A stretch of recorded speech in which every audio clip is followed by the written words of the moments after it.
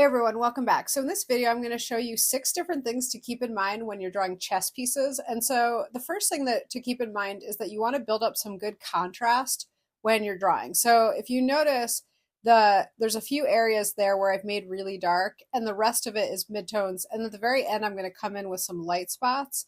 So you want to think about value contrast, which is basically just having variations in dark, midtones, and lights.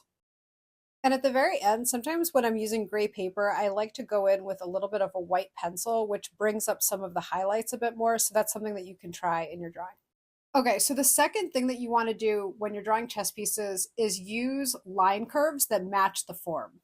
And so if you're new to this concept of direction of line, which is very important whenever you're drawing in pen, what you want to be kind of thinking about in terms of how do you know which way your line should go is one thing to think about is like if you were, say, mapping your object with lines, what direction would you be going in? And one thing that you can think about is at the very beginning, I did start with a pencil sketch, but think about it this way. If you were to take away the entire pencil sketch and just leave the lines, you want the lines to still show the form. So as you go in each drawing, that outer drawing that you started with becomes more and more irrelevant because you've been drawing throughout the entire object. So that's one way to think about crosshatching and hatching in general is that you want the lines to be enough to show the whole form. So even if you got rid of that outer contour line, it wouldn't matter anymore because you've showed so much form by drawing around the object. And so also with this one, going back to that first tip that I had at the very beginning with contrast, you see here how there's a lot of contrast now in the part that I'm drawing right now, where you have really darks, you have midtones, and you have lights. So a lot of times when people have drawings that are just not quite working as well, they don't have enough contrast, meaning that they don't have enough variation between very dark and very light. And of course, to get that contrast, you're just going to be layering your lines, but you're going to want to, again, keep in mind the idea of direction of form and keep in mind the idea of contrast, the two things that we've talked about so far.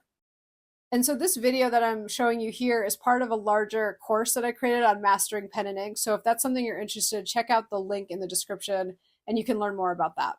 Okay, so the third thing to remember is that you want to think about the entire object. So sometimes when people start cross-hatching, they tend to stay kind of along the edges and they're afraid to kind of like go into the middle of the object. So take a look at the drawings that you've already done and see if you're doing that, because that's actually a pretty common thing at first that people do. And the reason for that is people are used to sort of drawing more outlines or contour lines. But what you want to do is start bringing your lines all the way into the center of the object and not feel like you're just kind of hovering on the outlines. So just the third thing to remember. If you're new here, please hit the subscribe button and like the video. And if you are a returning viewer, please also like the video. And if you can leave a comment, that is very helpful because it helps it go out to a lot more people. So even just a thumbs up or anything like that really helps me out and I appreciate it. My fourth tip is to try different types of pen. So with this one, I'm using a 0.8 micron pen. The first one I was using a 0.05, and you can notice that the texture is very different depending on the type of pen that you're using. So that's another thing to try. My fifth tip is to practice doing some line control exercise if you're trying to get better at pen and ink. And I will link in the description a video that I did about how to get better line control. So that's a really important thing. If you're trying to get better at pen and ink, being able to control your lines and have them be the same width apart and try things like different speeds and things like that is very important.